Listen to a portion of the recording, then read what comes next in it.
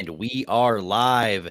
And welcome back to another episode of the Baseline Bums podcast. It's your host, Rob, aka B-Ball Archives. And once again, I got my homie and bum AJ in the house, but it's a special day because we also have Austin from Round Ball Renaissance. How are y'all doing today, gentlemen? Well, doing good. Besides the fact that I lost money on the Pacers, no big deal. But I will say it's nice to see that the Knicks have one more game in them, even though I do not believe they have the stamina or the energy to get past the game six. I feel like they kind of blew their load today. But other than that, man, happy to be here. Austin, how you been? Yeah, we're good. Good basketball, good vibes. Appreciate you guys having me on for a third time. But I will say, if it happens anymore, I'm going to have to get one of those flags to put up in my background here. You know what? I think we can make that happen. We can ship one of these out. I've been trying to get some more made and some shirts and stuff like that. So yeah, you know what? We'll make that happen. Yeah, I think I know a guy. But yeah, thank y'all for joining me this evening. Right on the heels of Game 5 between Pacers Knicks. Yeah, a lot of interesting things in this one. Obviously, a lot more Knicks than it was Pacers. But Austin, when we're looking at Game 5 and the things that stand out to you, what's kind of coming to the top of your mind? I feel like this is the very quintessential they wanted it more than you game. And you can throw any cliche that you could possibly throw at this. Backs against the wall, do or die, win or go home. Like the Knicks had to win this game. And I think at some core level, the Pacers also expected the Knicks to come out like champions in this scenario, to come out with a puncher's chance. And that's what they did.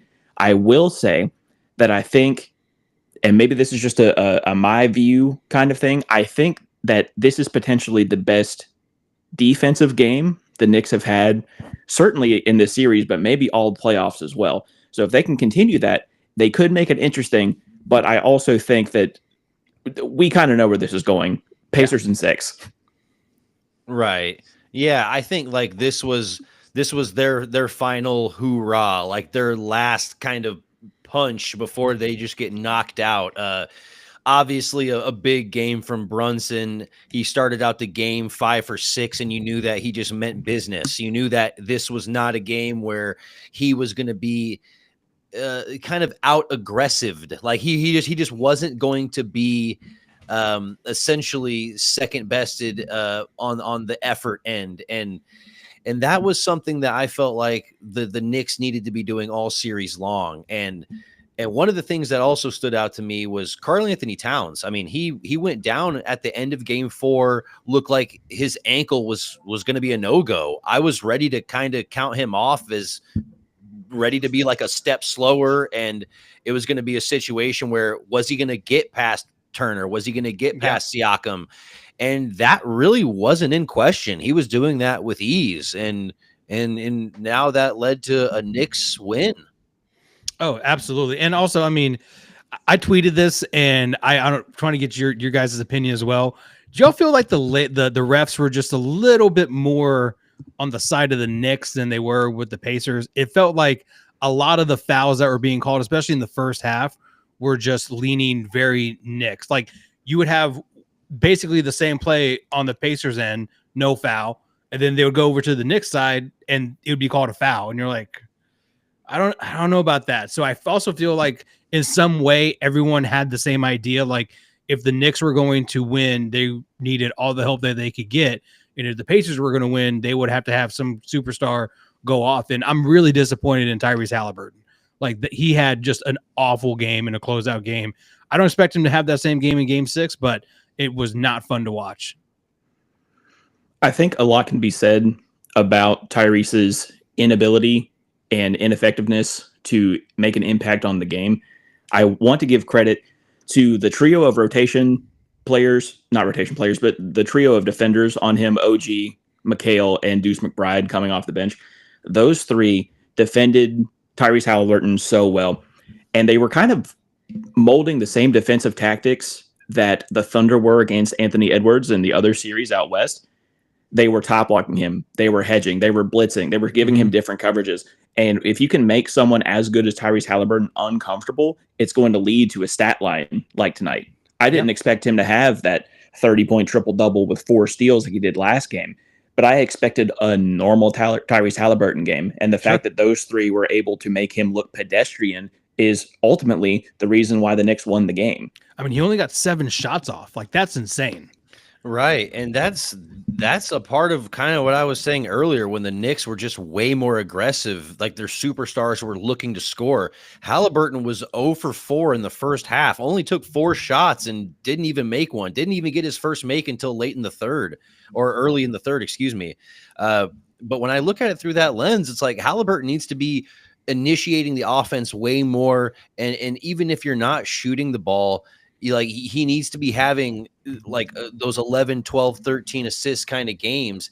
And that's just not what we saw from him tonight. He missed a handful of passes too, that there was a mismatch with, a big and like Josh Hart or a big and McBride or someone like that. And he just I don't know if he was hesitant. I don't know if the situation got to him or what it was. I mean, he also just might've had just a bad night.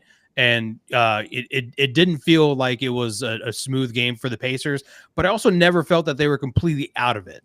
Like, even when they were down by 20, I was like, anything can happen. We've seen it before. And then they went on a little 8-0 run, I think it was, to cut it to 12. And then you're like, okay, well, let's see what happens. And, again, just Cat getting an and one, Brunson with that 3-pointer and 1 shot that basically kind of sealed the deal for the Knicks. But it was an odd game. I think the Knicks fans got what they wanted, and that's another game. But it was pretty funny to see TJ McConnell like talk shit to Timothy Chalamet and Miles Teller. I was like, dude, what are you doing? Like, I love you and I appreciate it, but like, it's the second quarter. Like, calm down. But that's that energy. That's energy. That's that Pacers Knicks energy that you all tune in because you want to see that chippiness. Oh, absolutely. Yeah, and that, this game, it wasn't really close, but like you said, AJ, there really wasn't a moment where I was counting out the Pacers, because this is always a team that's within striking distance. Even though Nesmith wasn't shooting that well and Pascal Siakam didn't really get his offense going, I still felt like this is a team that can rattle off 9, 10, 11 points really quickly, because we saw that with the comeback game. We've seen that with multiple comeback games with the Pacers so far this playoffs. Yeah, this Indiana Pacers team is obviously very potent. They are the second highest scoring team in the playoffs. They're scoring 118 points a game. And like you said, they're so fast. They get up and down. They play this man-to-door style of defense. If you can score that many points, and if you can rattle off a 8-0 run in 3 minutes, you can come back in any sort of game. The difference between this year's Pacers and last year's Pacers, who were also at that high tempo offense, their players like Aaron Nesmith and like Ben Shepherd off the bench, they are deciding to play defense this year, which is making an impact on the 3 wins that they've had in the series so far. I think the Pacers defense is a lot better than what the basketball landscape is giving them credit for, but their offense is their bread and butter. And like I was saying before the pod, as good as the Knicks were tonight, they only scored 3 more points than their postseason average so far. The Pacers scored 28 points less than their average. So if Pascal and Tyrese have a normal game and everybody else does their thing, Benedict Mather has 23 and you get that bench production, we're talking about a 4-1 series and the Pacers going to the finals. Oh, 100%. I don't think Game 6 is going to be particularly close. I think it's going to be just a bloodbath, to be honest with you. I think the Knicks gave it all, and I don't know if they have anything left in the tank after this game. Karl Anthony Towns, he kept getting hurt. Also hilarious to watch play basketball, because whenever he gets hit or whatever, he's just being extra for no reason. And he is definitely the zestiest player I've ever seen play ball. So I just don't think it's going to be a close game in Game 6. I think shout out to the Knicks for doing their best, but I mean, you're not going to get that same production. You're also not going to go that deep into your bench if you're Tibbs. Like we all know that was an anomaly, and he got some good minutes out of him. And I just Indiana at home in a closeout game. Tyrese Halliburton coming off a bad game. I feel it's going to be another one of those triple-double, no turnover type games. It certainly could be, because I'm looking at the way the Knicks played, and there was certainly things that I liked but didn't love, and then other things that I didn't like at all. And one of those was some of the silly fouls that Karl Anthony Towns was getting. And it really, whenever he got that fourth foul, I think like mid-third quarter, I was like, dude, what you're doing now is you're forcing your team to go with Mitchell Robinson, and they immediately went to the hack of Robinson. Love it. And then they were like just begging them to put Karl Anthony Towns back in so they could go at him again, get him another foul. And then that's when they brought in Achua. They brought in Precious Achua, and they started attacking the basket, went on a little run. And I was like, dude, if you're Cat, you got to kind of control your emotions a little bit and not get some of those silly, stupid fouls when you know that this is a game where your back's up against the wall and you can't risk those mistakes. So it really just leads me to believe that, dude, you got to understand that moment a little bit more when you're in your prime. And the fact that he was like, that fourth foul is the one where he pushed off, and he was like, it flopped. It's like, you fucking pushed him, dude. Like, it's clear as day. I looked at my wife and I was like, did you see that? She's like, yeah, he pushed him. And I'm like, yeah. So I don't know why he's being extra about it, because like, you clearly, like, arm in, elbow out, that's a push. And he was like, no, he's just jumping. It's like, no, you pushed him, dude. Like, calm down. Yeah, I don't know if you guys saw the replay. I don't know if you guys have ever refereed on any level. The highest that I've ever done was like a middle school game. Refereeing is very hard. And because there are 10 players on the floor, you don't get to see everything. So there are instances where players get away with stuff that you should probably call. When Karl Anthony Towns makes the most blatant fouls possible, you can't if you would get rid of the push one to this game and the one where he is just holding hands with, I think it was Tony Bradley last game at the top of the key last game. If you just avoid those kind of fouls, the blatant ones, you could probably get away with some stuff later in the game. Because like you said, if we didn't have to have the 4 fouls and bring in Precious Achua and bring in Ariel Huckporty, I think that you could have made this game like the margin a lot bigger than what it was. Because eventually this is going to matter. The Pacers are going to have a normal game, and you're going to need Karl Anthony Towns instead of Precious Achua. And it's going to hurt you because you decided that you wanted to hold hands with somebody at midcourt.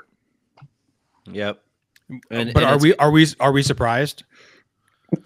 No, not at all. Because Karl Anthony Towns will have a really beautiful take to the basket, followed by an amazing step back three, followed by a stupid foul 60 feet away from the basket, and it doesn't have anything to do with the play. And I'm like, what the hell? You just had 2 great plays and then a bonehead play. What are we doing here? And go ahead, Austin. You got it. If you could forget, like if you could somehow Men in Black memory wipe every 4th play from Karl Anthony Towns, he could be the greatest of all time. But 25% of the time, he misses a defensive rotation, or he can miss one of those silly fouls, or he has a dumb turnover. Those other 3 plays, like you said, he's driving through the basket. He's strong. He hits a 30-footer, nothing but net. Like, he has the ability to look like an all-time great. It's just that other stuff that keeps getting in the way of ultimate team success. Yeah, dude, absolutely. And going back to Mitchell Robinson, was it Stan Van Gundy was saying like, oh, this is ridiculous. They should do 2 shots in the ball because you're slowing down the game, and this is for the fans, and blah, blah, blah.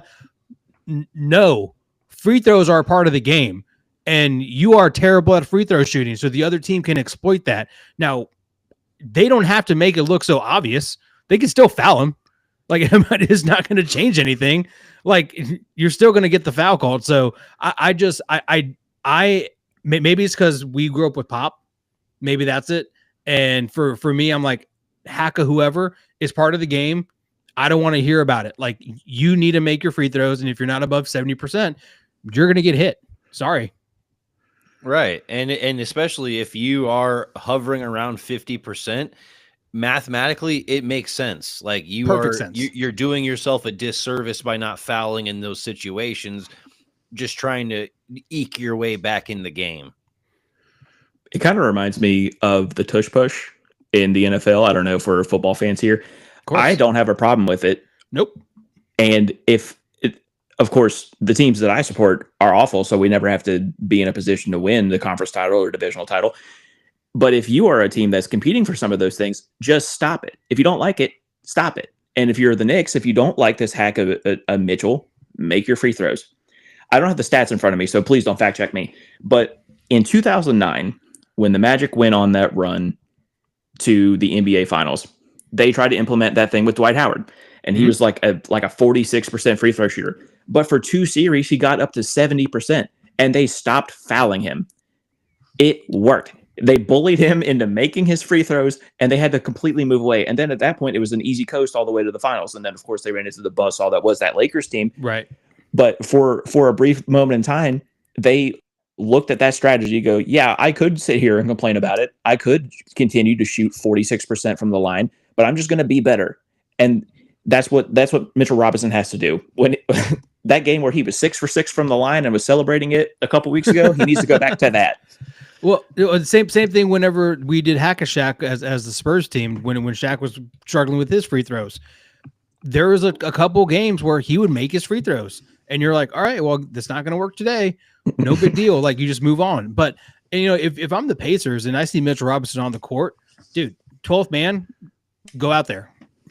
Give all your 6 fouls, because I think that, you know, that's how you just kill the game, kill the momentum. You get Jalen Brunson not running up and down the court in free space.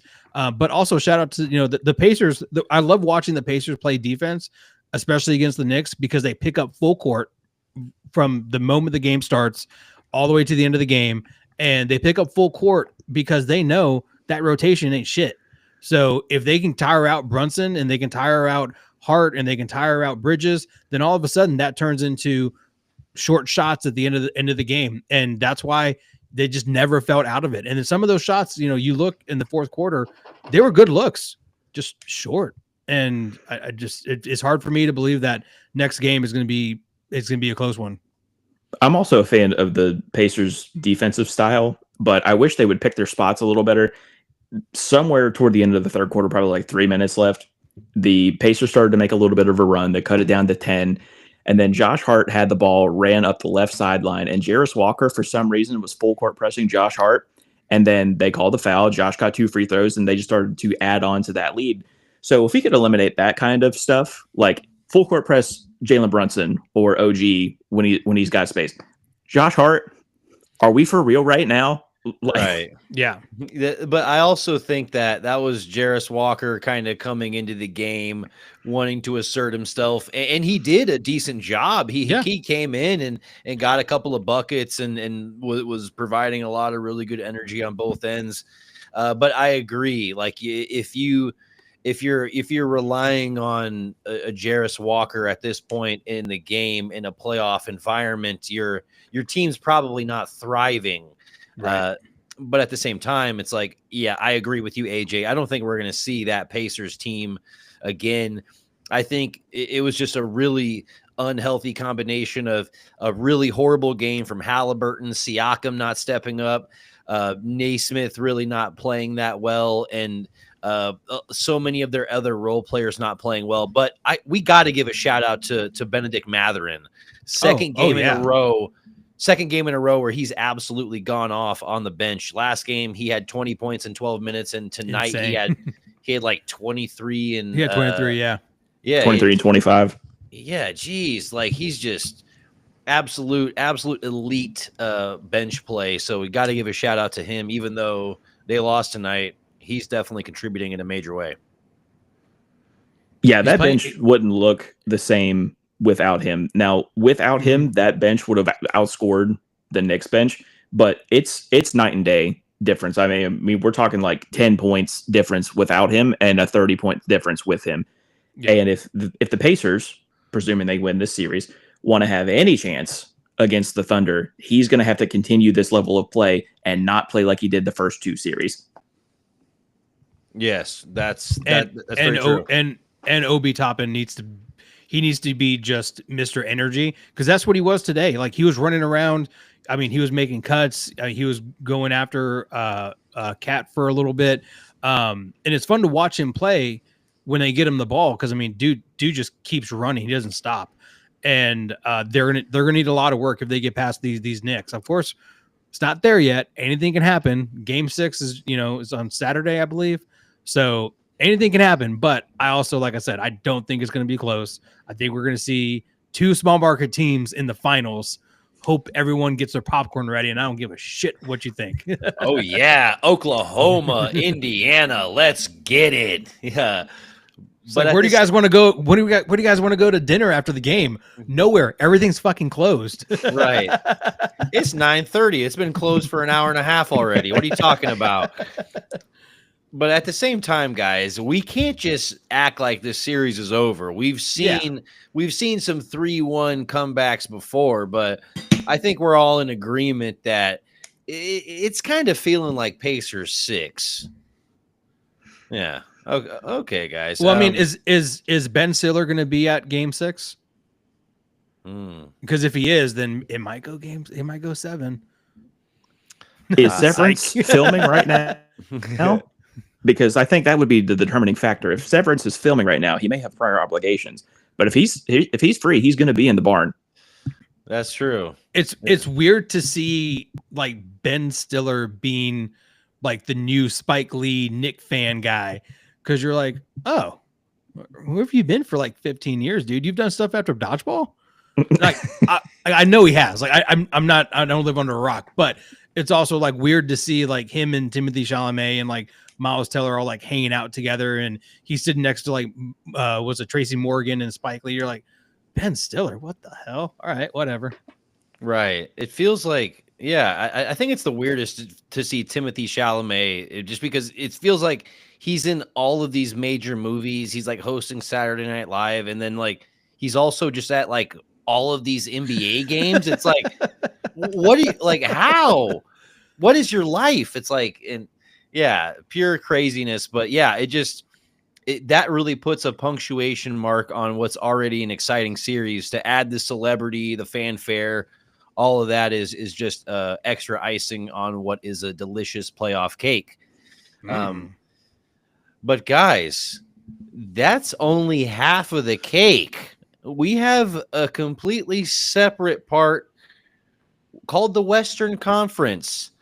And guys, we're talking about we're talking about OKC. We haven't been on since the end of the OKC Minnesota series. Guys, how are we feeling about how that finished up and everything in the Western Conference? So do I need to talk about it from a non-biased perspective or from my Spurs fandom? You can talk about it from whatever perspective you want, but we're going to give a quick shout out to Will. He's been enjoying the entertainment. Will, you are very much appreciated. Thanks for being here, listening to the Baseline Bums podcast. So I'm going to go for it as from a Spurs fandom perspective. And I am thrilled that the T-Wolves got blown out 4-1 in 5 games. The reason why is because now Naz Reid can enter the transfer portal and we can pick him up as a free agent. And he's not going to have any issues with it because he just got stomped in the Western Conference Finals. But also the T-Wolves, like, they're in a tough position now. They have several of their core players as free agents. And they're not going to be able to bring all of them back because they still have Anthony Edwards that they're paying. So it's going to be interesting to see what the T-Wolves do. And I don't know if they're going to be able to get back to the Western Conference Finals anytime soon. They probably will at some point because Anthony is that guy. But it's going to be interesting to see how long it takes for them to get there and what they have. But I picked the T-Wolves to win because I wanted to see Anthony Edwards just have himself a series, but it did not happen. But Naz Reid is now in the portal, and Spurs should call him up immediately. Yeah, let's get Naz Reid some barbacoa tacos right away. Let's send that gift package. The HEB gift basket. Yeah, he needs those meaty and the meats right away. Awesome. What did you think about that series? I think originally I picked the Thunder in 6. That just made sense. I figured that Anthony Edwards and co had enough firepower behind them to take 2 away from one of the best teams that we have ever seen.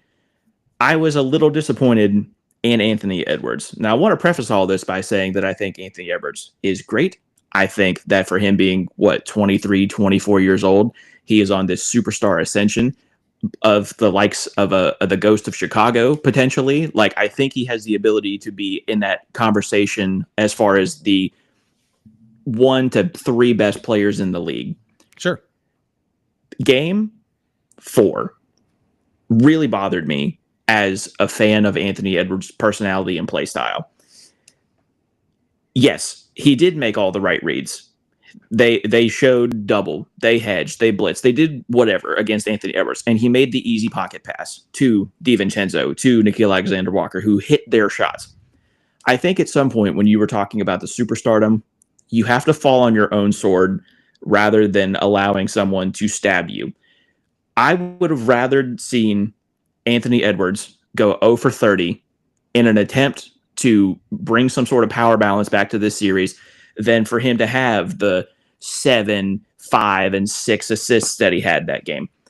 And we saw something similar in the last game too. And I don't want to take anything away from the Oklahoma City defense because it's, again, one of the greatest defenses we've ever seen before. And they're a legit, 12 deep when you count all of their primary defenders that they could throw at people like Anthony Edwards. Yep. But still, I knew from the first 6 minutes of that game that Anthony Edwards felt defeated and was not going to put forth that give me the fucking ball attitude to potentially win that game. And it also didn't help that in that game, in the last game, the role players weren't hitting their shots. But if Anthony Edwards acted like what I've seen him do before in game 4, maybe we're still playing in the Western Conference instead of it being a 4-1. Yeah. That's true. Or, I mean, at least they're not getting stomped by 30, which is what you can at least hope for when your back's up against the wall and in a do or die playoff situation. It's just at least, yeah, like you were saying, Austin, you got to go out swinging. You got to at least, you put up those shots, and it just didn't feel like he did that. Ended up going 1 for 7 from 3, just didn't look confident. And the shots he did take, it just looked like he was settling. Just a lot of really mediocre attempts. And yeah, just didn't really love that. And just thought OKC was far and away the better team. Just really insane numbers from OKC as a team. Just 79 wins before the finals, the 4th most in NBA history. 4 wins by 30 or more points, the most in NBA history. The best postseason defensive rating since the 1971 Bucks. And I mean, I dare I say this may be the best, most complete team since the Golden State team we saw in 2017. And it feels weird to say that just because that team had 2 top, 12, 15 guys of all time. And it's hard to view SGA in that conversation. But yeah, again, they're 1 through 12. They could run 12 guys in the finals. I wouldn't be surprised. And I bet all of them would have positive plus-minus numbers. They're that good of a team. Oh, yeah. Yeah, absolutely. Just drives me insane that Chet is a part of that. And I hate Chet so much. Bothers me.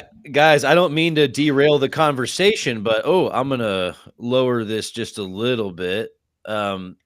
The comment is, seeing how Shea and Halliburton have done it, it seems like a young guy's game now. Do you think the Spurs should move on a vet or run with our young guys?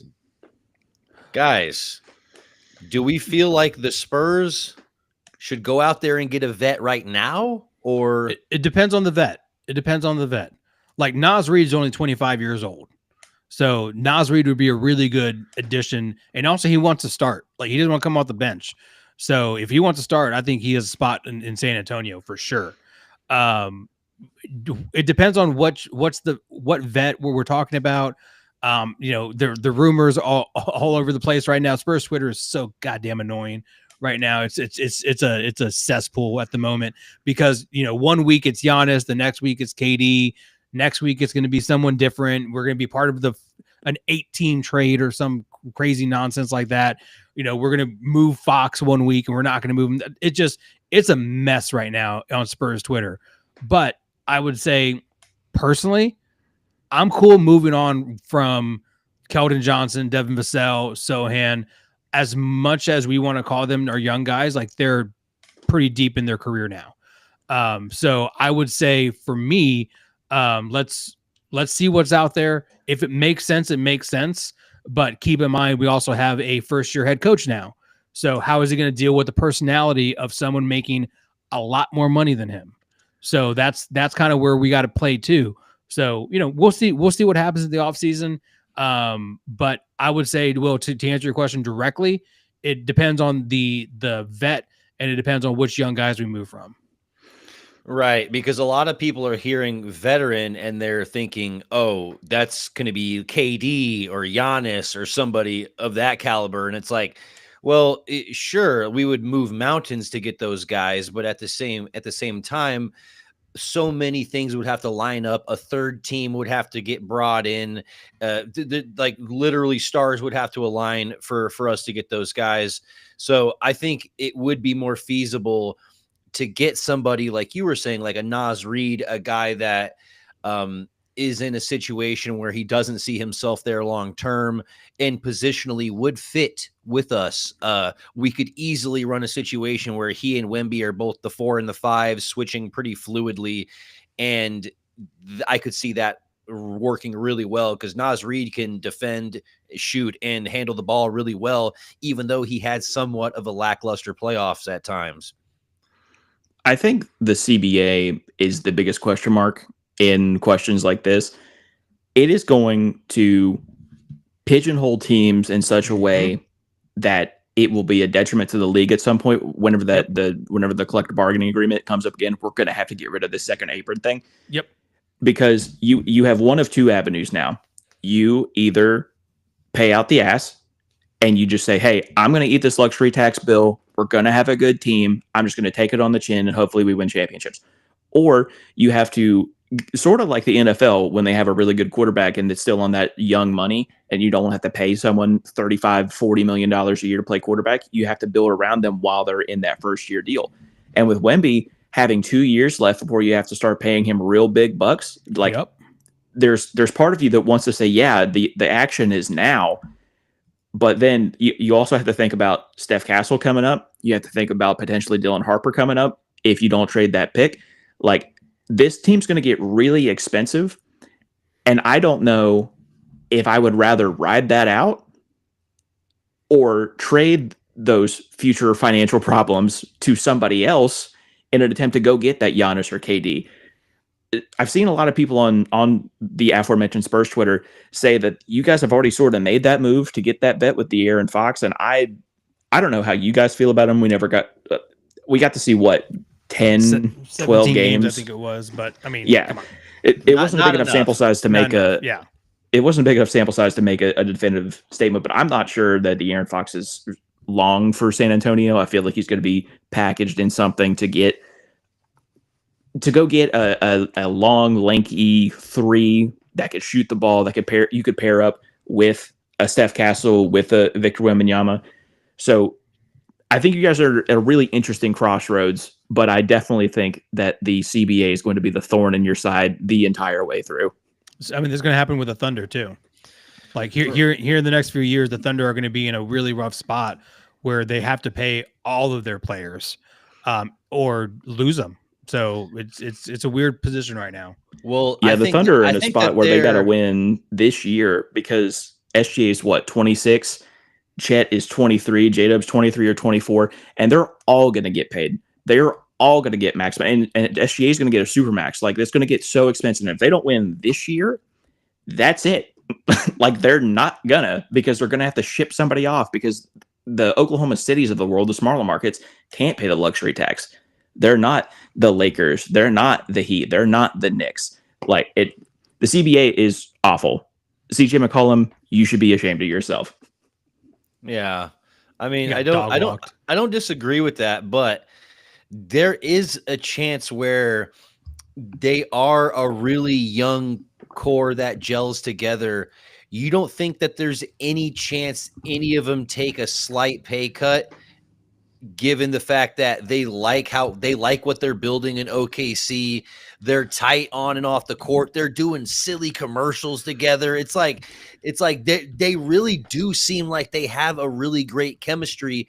And if they can see, hey, if we stay together 5-6 years down the road, we're going to be in our prime that whole time. We can rattle off 3 or 4 of these. And would that be enough to entice them to take a less than a max, or would you go somewhere else for a chance to win? I mean, we're talking about Gen Z kids here. Like they're Gen Z. They're not millennials, so they're different. And I feel like Gen Z is going to be very much like me. I don't, if I can do it, I'm going to go get it. So I could be wrong. I don't know. I'm millennial. I can tell you how they think, but I would say Gen X, millennials, I think those guys would take kind of like that pay cut. But with these guys being born in what, like the around a 2000 range, I just, it's hard for me to believe that they're going to do it. Now, I could be wrong. I've never lived in Oklahoma City, so maybe they just run that town like it's nothing, and they're getting pulled over and their cops are like, who cares? So maybe that's it. But I would say it looks good now until someone's money gets fucked up. And I think if someone was going to do it, it would be J-Dub, just from his quotes. I forget after what game it was, but someone said, like, what brings you joy? And he's like, I get paid millions of dollars to dribble a basketball up and down the floor. So he seems like someone who could be real content with the $10-12 million a year. So if it's going to be someone, it's him. But I also think that the internal instinct of there's this like systemic issue with athletes getting paid by the owners. We see it in a contract like Deshaun Watson. Again, I don't know why I keep bringing up football. It just keeps happening. But we see it like OTAs. In Deshaun Watson. He's getting paid $53 million a year to be a bad quarterback and now an injured quarterback. But from his camp, he had to sign that deal because the other quarterbacks could then eventually make that kind of money. So it's part of me thinks that J-Dub could take that pay cut. The other part of me says, yeah, but he's going to sign for $40 million a year because the other two-way elite scorer is going to go, yeah, well, I'm as good as J-Dub, so I think I should be making that much money. And like you said, if somebody's money gets messed up, it's going to be a real catastrophe in that locker room. Well, I mean, I think it would be I don't know. I could see it happening the exact opposite of the Thunder team we saw a little over a decade ago, where they couldn't keep Harden because Harden was being enticed by too many other teams. Too many big contracts were being thrown at him. I could see it. I could see that these personalities are almost willing to work together a little bit more than KD, Russ, and Harden were a while back. So I guess that's why I'm betting on them staying. And it damn sure if they win a championship this year, they're going to be willing to take a pay cut and just to keep this band back together. Because why wouldn't you? But if they win this year and then get bounced in the first round next year, and that's when some contracts are up, that's when it kind of turns on its head a little bit. And then that's when you start pointing fingers, and that's when things in the locker room get kind of messed up. So, I mean, time will tell for sure, but it's, being how this league is, and some guys just want to go out and get paid and they could give two shits about winning the championship. It'd be a nice breath of fresh air, to be honest with you, if they stuck together and they took pay cuts and they ran it back a whole bunch of times. But I mean, they're gonna have to pay a lot of people. I mean, Lou Dort's did he already get paid, or is he gonna get paid again? They're gonna have to probably pay him. Hartenstein, if they want to keep him, they got to pay him. They'll probably lose Caruso more than likely. So I mean, we'll see what happens. But I would say you're more likely to see the older guys take massive pay cuts rather than the young core. Yeah, no, that's true. Man, it's just when I'm looking at what OKC is building right now, as a Spurs fan, it worries me because I'm looking at our young core and I get excited about it.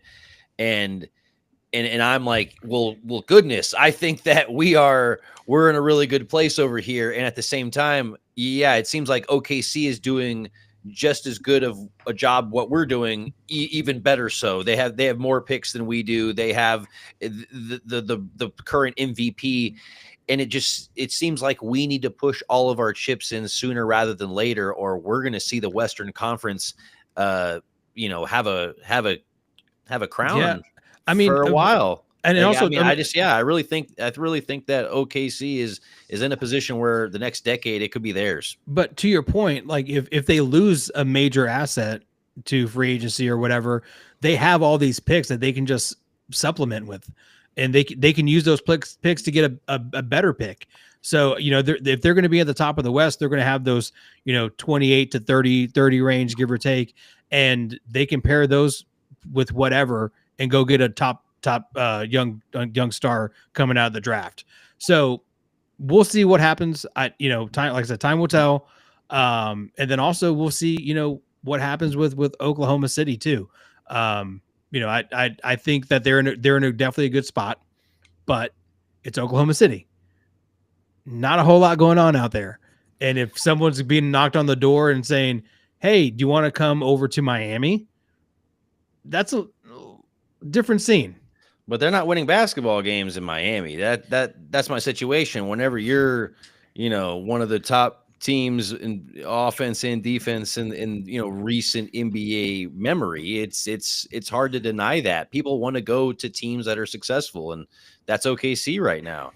But I got to give a shout out to Wiz in the comment section. Something Pacers money line. Yeah, plus 155, and we both lost money on that because damn, fucking Halliburton.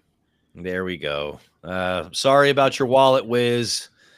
But guys, at the same time, yeah, there's a lot to be excited about in playoff basketball and Spurs basketball. AJ, what were you getting to? No, I want to go back. Just kind of put a bow on this. I will absolutely love for basketball players to have the heart and soul of actually wanting to win and get championships and do all that stuff. But then you don't see that anymore. You just don't. And I wish you saw more of it. We're losing it in college too. And this league unfortunately has turned into pay me now. And even on a successful team, you're still going to have one or two guys that are going to want to get paid. And I feel that money is the root of all evil at times, especially in sports. I mean, just like Austin said, Deshaun Watson got $50-something million, and we all know his story. So there's a lot of things going on. I would absolutely love for people to be loyal and never go anywhere. And we all have their jerseys for years to come. But even the jersey you're wearing now, he bounced. Are we about to talk about some LaMarcus Aldridge right now? But at the same time, it's like, yeah, I agree. It's tough to find those loyal players that want to stick around. I just think that success that bonds a team more so than anything. So if they keep succeeding in this way, it's tough to ignore that. But yeah, either way, I don't want to see that. I'm a Spurs fan. I don't want to see OKC building a really, really tough to tackle dynasty out in the West. That's not what we want to see, guys. Austin, what's the Celtics going to be doing this offseason? We've seen some rumors about Drew Holiday being shipped out. We've been seeing rumors about they're blowing up the team. I guess from your perspective, I'm sure you're on those Discord channels of the Celtics fans. So what's going on there? Pain, suffering, regret, agony, whatever other word I could possibly put in there. It's bad. The vibes are pretty low. I view the NBA, specifically the championships, through a different lens than maybe everyone else, right? The Celtics have 18 championships. They've only had 2 since I've been alive. They've only had 2 since I started watching basketball. So I view that as we have 2. I view you guys as having 5. Like I view it in that sort of lens. Don't forget. I have been fortunate. I have been fortunate enough to see 2 championships, and I think that's really good. I think winning a championship is super hard. When you win a championship and then you go out the way that they did, we weren't going to win against the Knicks, even if Jason Tatum didn't get hurt. We weren't going to win. But because he blew out his Achilles, because Jaylen Brown has a partially torn meniscus, and we still don't know what's up with that. We don't know if he needs to get it just surgically repaired. We don't know if it needs to get replaced. If it's replaced, that's a 6 to 12 month time frame for him to be out. Yeah. So there's a real possibility where we are without the Jays all year next year. So when that happens, it doesn't make sense to keep Drew Holiday and Tingus Pingus on payroll. What's the point? So it's pretty bad over here, guys. I'm not gonna lie to you.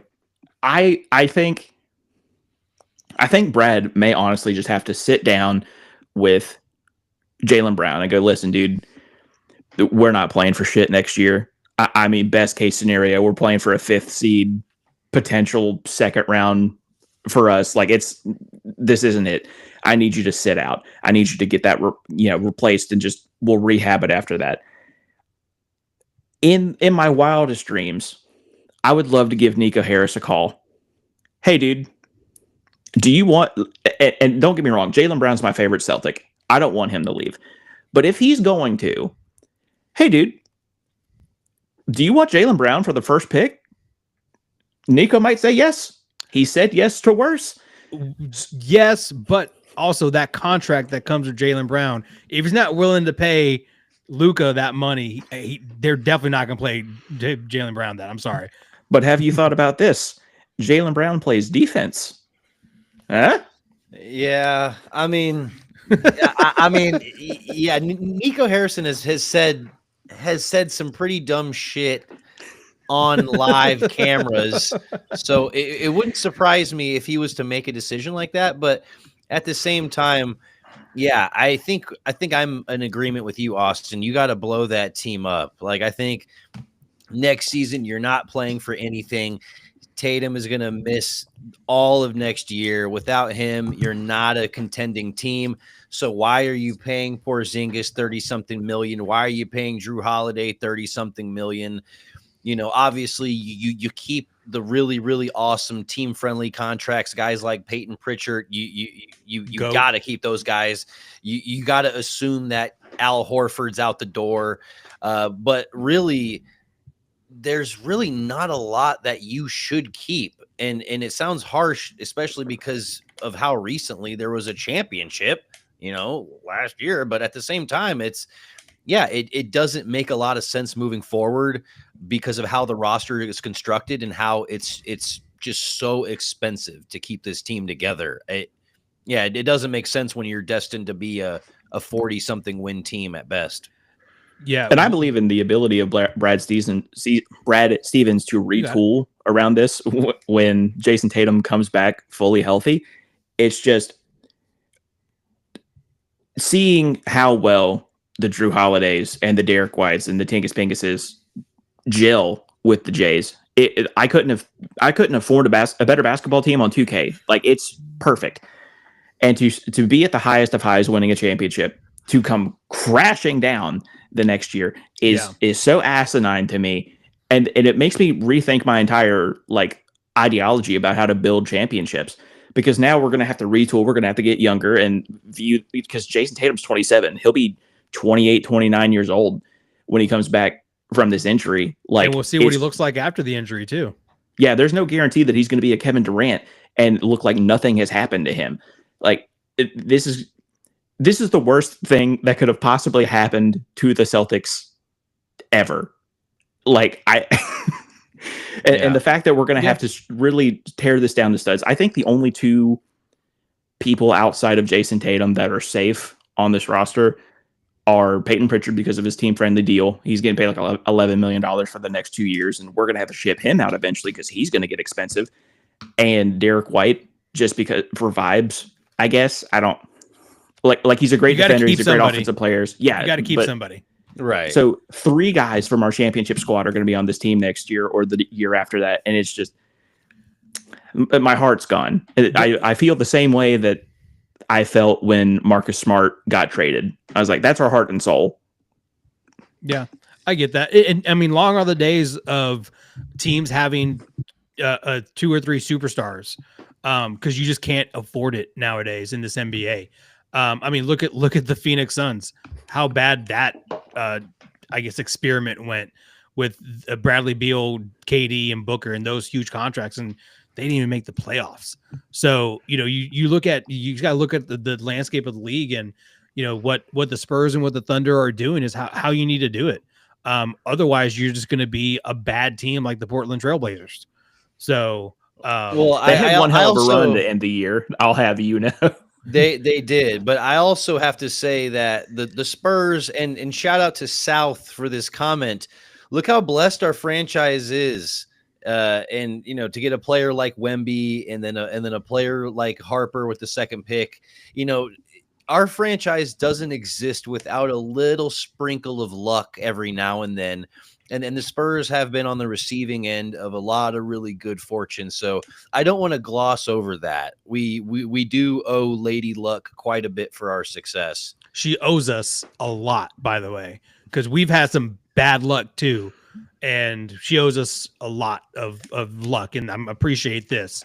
But I would love to see Dylan Harper in a Spurs uniform as the number 2 pick. I would love to see Ace Bailey. I don't care. If we keep it, awesome. If we don't, we don't. I think there's no bad move that the Spurs can make. But I am curious to know what we do at 14. 14 is for me is kind of like that nice sweet spots where you can get someone who should probably be in the lottery, but just got overlooked for whatever reason. And you can really hit a home run with a 14th pick. I mean, Kawhi was 15 and we traded George Hill for him. So, Right. that would be a really cool place to be. And shout out to Wiz for suggesting Tatum get the Aaron Rodgers treatment. Yeah, he'll be back by November. That's a solid Wiz comment. You know what? That was such a good comment. I'm putting that up on the screen again. There we go. We're giving Wiz some love. I love it. But at the end of the day, oh wait, but then Wiz brings up this comment. I wanted Beal to be a Spur so bad 5 years ago. I mean, 5 years ago. Yeah, why not? Fair enough. That 30 was when points he a was, game, good efficiency. Before his back issues. Right. He was being a Wizards hero over there, just being John Wall running mate. Yeah, I don't hate that. But at the same time, yeah, we have a lot to be excited about in San Antonio.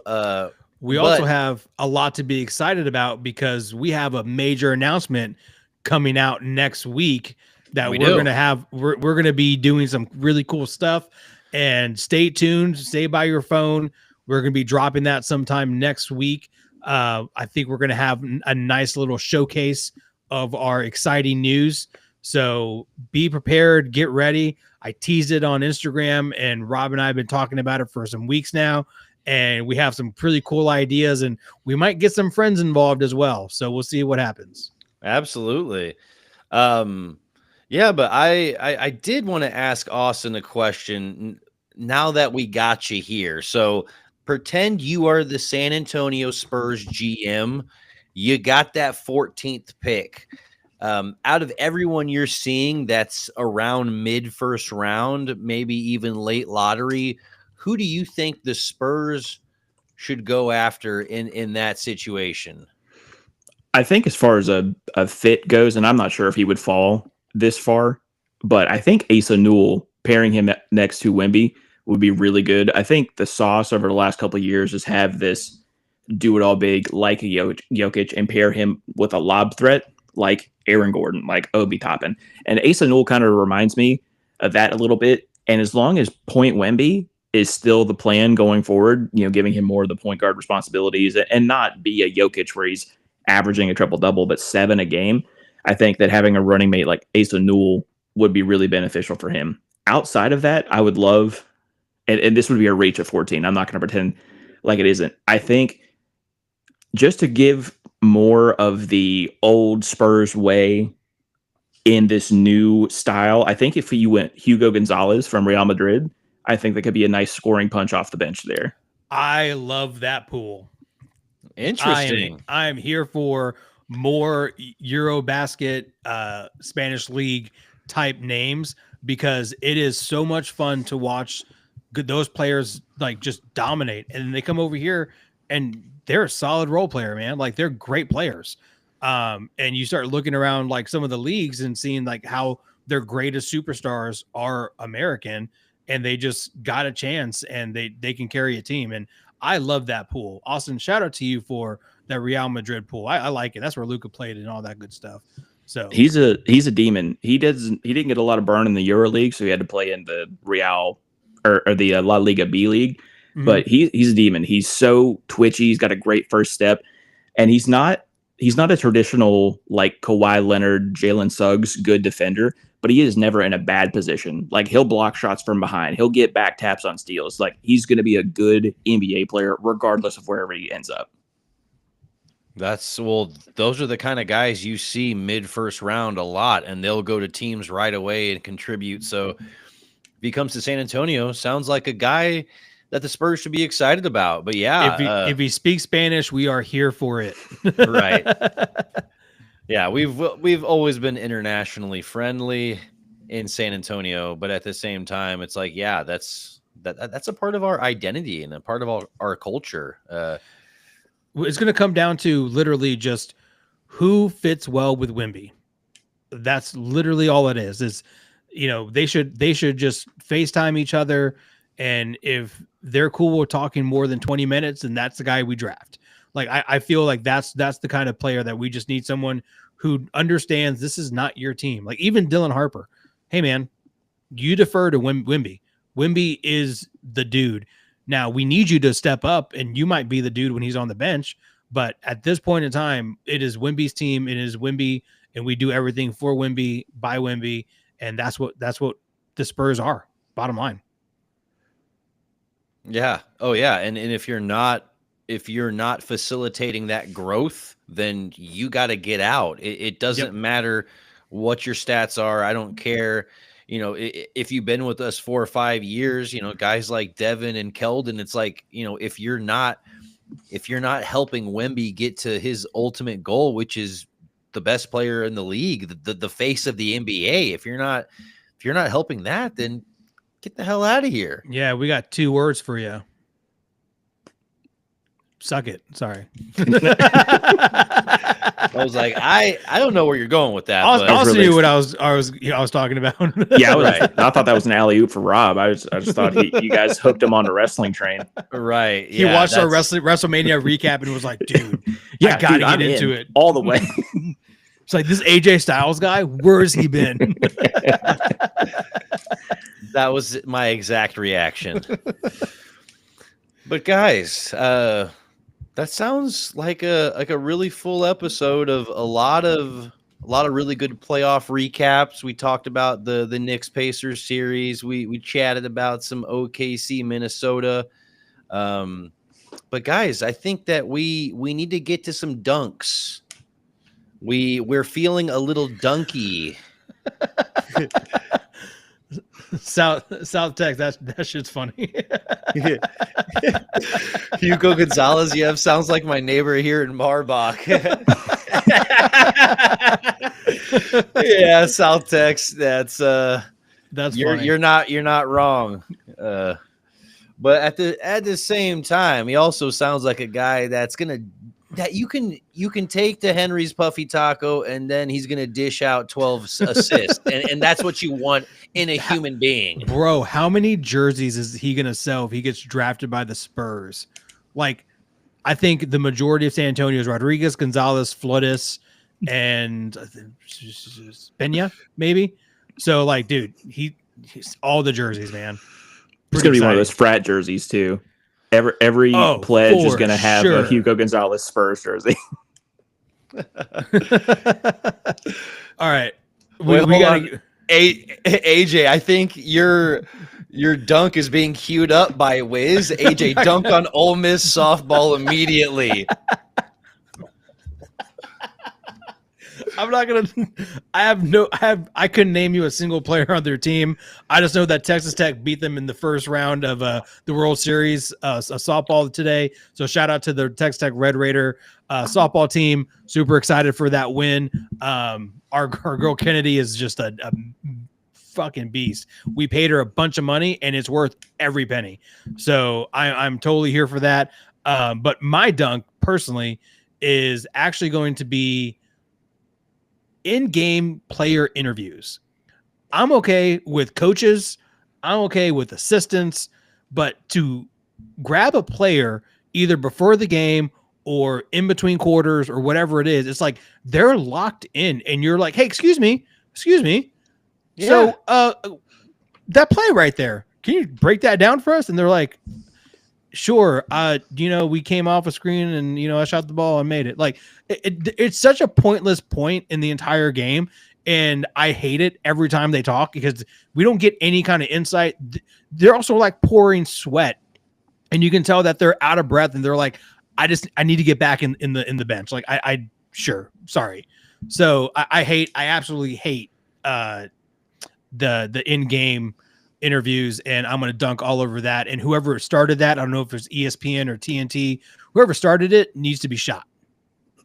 Whoa, those are strong words right there, AJ. Shot with a water gun in the eye. Okay, there we go. I was about to say this is not YouTube friendly language. We need such a long pause. I mean. But no, that makes sense. Yeah, a lot of times you do not get any useful information out of those interviews. It's just a lot of like, yeah, we need to score more points than the other team in the second half. Dude, especially right now in the game 5 of the Eastern Conference Finals, and you're like, excuse me, hey, hi, come here.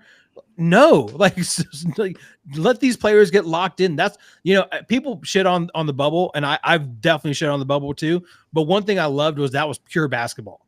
Like no distractions. In a gym, we're recording it, and we just see the best because then you can hear the calls, you can hear the plays, everyone's talking to each other. You can say like you can hear them go like right. Like that's what was great about the bubble. Let the players play, interview everyone else. I don't want to hear it. Yeah, no, that makes sense. Austin, who are you feeling like dunking on, good sir? Let me ask you guys a question before I get to the dunk. Do we enjoy basketball here? Why, yes, we do. I mean, Good. Me too. I am a self-proclaimed sicko. I watch everything. NBA, W, EuroLeague, Big Three, Unwrapped. I watch it all. I love basketball. But there is this portion online over the last 2 weeks or so of these fucking dorks on NBA Twitter who are now boycotting this future NBA Finals matchup because it's not the Knicks and the Lakers or whoever. The Thunder and the Pacers, presumably, right? We don't know how that series is going to wrap up, but presumably the Pacers and the Thunder is going to be a fantastic series. Even if it's a 4-0 sweep, it's going to be good basketball. I love basketball. Adam Silver could break all precedent and go, hey guys, I've heard the backlash online. We're not going to do Thunder Pacers for the finals. I have instead decided to do Trailblazers versus the Hornets for the NBA Finals, and I would still watch it. I love basketball, so there's no point in having two great teams meet in the finals and go, it's not that good. I'm not interested. So dumb, dude. The 2007 Spurs, 2005 Spurs versus Pistons, one of the greatest NBA Finals I've ever watched. An exciting 7-game series. Exciting. We got Robert Horry going off in the fifth game. We got the Pistons winning game 6. Game 7 was back and forth, just defensive battle. And it's like that gets overlooked so much and no one talks about it. Like, and to your point, like great teams, like it's going to be fun to see these two teams that are so deep and to see who's going to get the leg up. It's going to be Rick Carlisle versus the athleticness of the Thunder. It's going to be Halliburton versus SGA. It's going to be like who's going to step up. Chet versus Miles Turner. Like it's going to be fun to watch, and it drives me insane because when you say that, I just automatically think 2005, and it's like that was one of the best series to watch, and it sucks that it was one of the lowest watched ones too. You will Right. never catch me watching a basketball game and asking, well, what about the market size? What about the TV viewership? I don't give a shit. I just want to watch hoops. And Right. and if you are the people who are disregarding this potential finals matchup because it's not glitz and glamour, get the fuck out of our fandom. I don't want you here. Oh, 100%. Yeah, they were never real fans to begin with, and they just wanted to be there for drama. And it's fun to see the drama, but yeah, I'm tuning in regardless. We are that viewership. Oh, 100%. And also, how do you grow a small market? You put them in the NBA finals. I mean, that's how Spurs got big. Like, Spurs started drafting international players, and that helped a lot. But also, when you see guys in like Japan going, I'm a huge Spurs fan, you're like, how did that happen? He's like, well, they've been really good my entire life, and I just wanted to root for a team. Like, that's how that's how it happens. And then so your small market becomes a bigger market and a bigger market and a bigger market. And all of a sudden, like, we're talking about the Spurs, like, yeah, we haven't done anything in 7 years, but I mean, I would say we're one of the more talked about teams not in the playoffs. So, Yeah. just it just goes to show you that that's where it goes. Now, granted, ESPN's going to turn this into a LeBron MJ GOAT debate, which is asinine. That drives me insane in itself. But you start with the small markets here, then all of a sudden somebody in, like, I don't know, Australia is going to be the hugest Pacers fan because he loves the way they play the game and he likes the color yellow. Like, that's how it goes. Yeah, I've watched the Jazz take on the Pelicans on a random Tuesday in December, so I will definitely be watching the Thunder Pacers finals. Thank you for your service. Rob, who you dunking on? I do have another dunk, but I have to appease South Tex over here, dunk on the Pacers for not closing it out. I do agree that is dunk worthy. We absolutely have to look at the Pacers as, you had your foot on their neck and you could have just stomped and you didn't. And that to me says a lot about your squad. And, OKC is not going to give you those opportunities. Like, if you ease up at all against that high powered offense in a defense that turns turnovers into offense, yep, you are going to be screwed. So I do agree, South Tex, that is dunk worthy. But man, I got a dunk on this. Man, I was on a commercial a few days ago, and I was working with these Australian clients, man. Okay, I just don't like being hugged this much.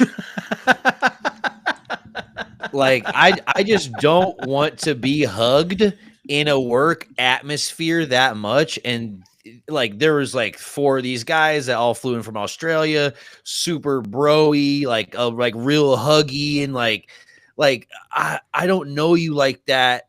Don't hug me a bunch. And it's a situation where, like, I don't not like the guys, but I'm also not necessarily trying to hug you after knowing you for like a few hours, and made me feel like a dick. But at the same time, it's like, dude, we're here working. And yeah, so I'm gonna dunk on overly huggy Australian clients. And you're like, so Patty Mills, and they're like, who? And you're like, yeah, fuck you. Yeah. Now I definitely don't want the hug. We're done here. We have nothing to talk about. If I say Jock Landale and you don't have anything to say to that, Aaron Baines. Come on.